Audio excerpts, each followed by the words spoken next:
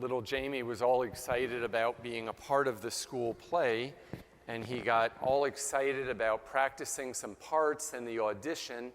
The mother was very worried, though, because she was concerned that her son really wasn't very good at acting and that he would be sorely disappointed if he didn't get one of the parts or one of the roles in the play. But she played along with it. She said, let him discover his gifts and talents, and maybe some disappointment will help him in maturing. So on the day of the rehearsal or the audition, little Jamie went and auditioned for the lead role. He thought, wow, I'm good enough to do that. But apparently when Mom went to pick him up, little Jamie came out and he was running to the car with excitement, pride, enthusiasm, and she thought, wow, maybe he actually is okay at this acting thing, and maybe he did okay. And he came into the car and he said, Mom, I'm so excited. I have a great part in the play. I'm going to sit, clap, and cheer for everybody else. I think that, first of all, it was a good lesson in humility for little Jamie, that it's okay to sit and clap and cheer. You don't have to get the lead role. That if there's no one there to watch, well then, why are you performing? So the people who are there being a part of it, they have such an important role in supporting the actors, and he saw it that way.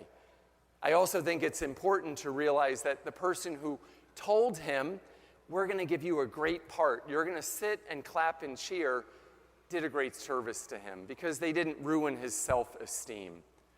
So a good lesson in humility and a chance for us to think of our own commitment, our own call as people to be humble, because humility really comes from the root of the word humus, which means ground or earth.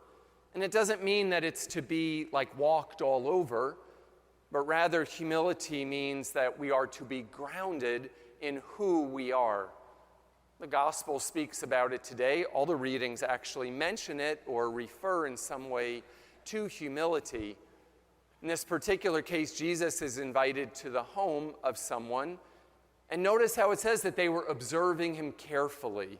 I bet all eyes were on Jesus. The irony is that inevitably he was observing them. So even though they were all watching what Jesus did, he was watching them. And so his teaching to them is referring back to really the gift of humility and their need for it.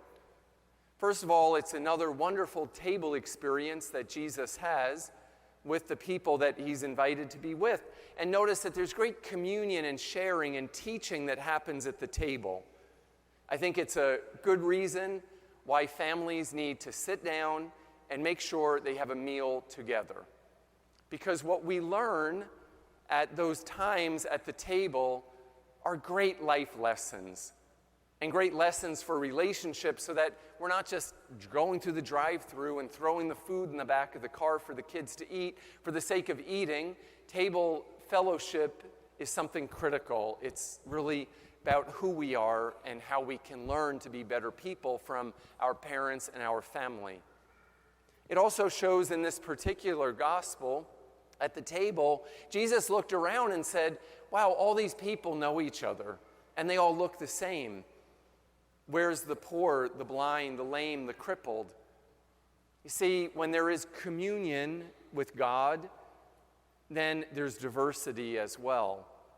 And the church at her best is called to be diverse. The church at her best is called to have everyone around the table, because that's what it's going to be like in heaven. And when we get to heaven, I don't think we're going to be saying, I don't want to sit here. Because if you get there and God says, well, here's your place, and you say, no, I don't want to sit there, guess what? You're probably not in heaven. So you might want to think about that. You might not be where you think you are. Because in heaven, you're not going to be complaining. In heaven, it's going to be all about God, his love, and never getting enough of it. So he speaks about the whole idea of places of honor and not to be presumptuous, because that's going to lead to embarrassment. Don't think that you are more than maybe who you are. How much better to say, here you're going to be moved up. Here you can be closer to the host. in a better place, maybe with the better view. But that doesn't necessarily make you a better person. Really, our value comes from God, not from what we have, who we are, what our job is. Our identity as people comes from the Almighty. And when we recognize that, then we begin to grasp and perhaps to understand what humility is all about. Because it's not about having poor self-esteem. It's not saying, well, I'll be humble, I'll let everybody else do what they want, and I'll get walked all over, self-deprecating. No. People who are humble actually have very good self-esteem because they realize what their gifts and talents are and how they can be the best at sharing them with others. They also recognize what other people's gifts and talents are and that someone else might be better than them at a particular sport, at a particular task, at a particular talent. So humility is embracing not only our own gifts and talents, but also the gifts and talents of other people. Humility is also not shrugging off praise and gratitude. When you do something good for someone, and they say, oh, thank you so much, it was great, or you're the best at this. You really went out of your way. You don't say, oh, I didn't do anything, making yourself very small. That's not humility. Rather, it's saying, a simple thank you. Thomas Merton, a spiritual writer of the 20th century, he said that people who are humble are not disturbed by praise, but rather those who are not humble do not know how to accept praise and gratitude.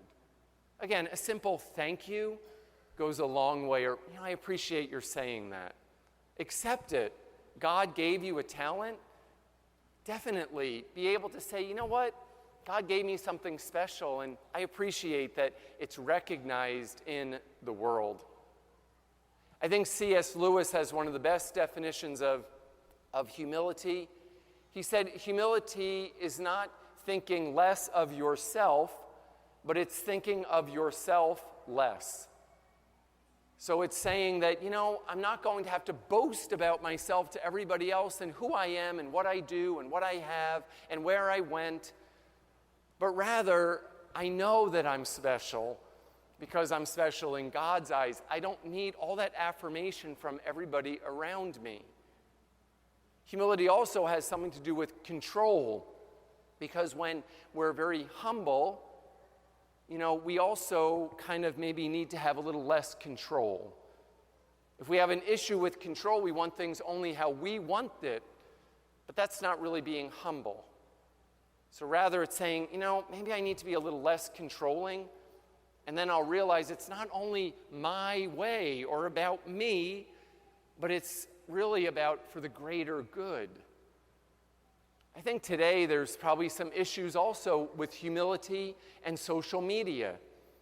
We all have probably the family friend or maybe family or whoever it might be on Facebook who posts every single thing they do. And you know what? It's kind of obnoxious, actually, and totally unnecessary. Every single thing. I feel so sorry for their children because those kids' lives have been documented all over the place.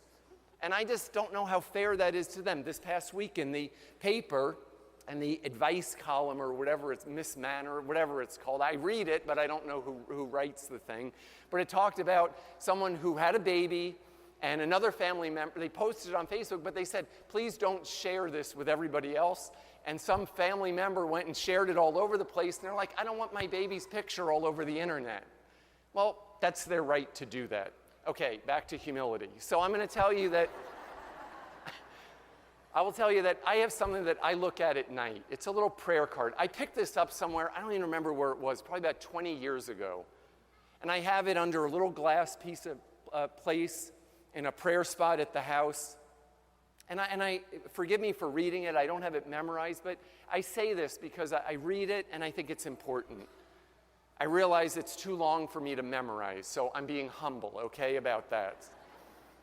It says, when I compare myself with others, I have an immense sense of failure, of inadequacy, because I see only their strengths, which are seldom my strengths.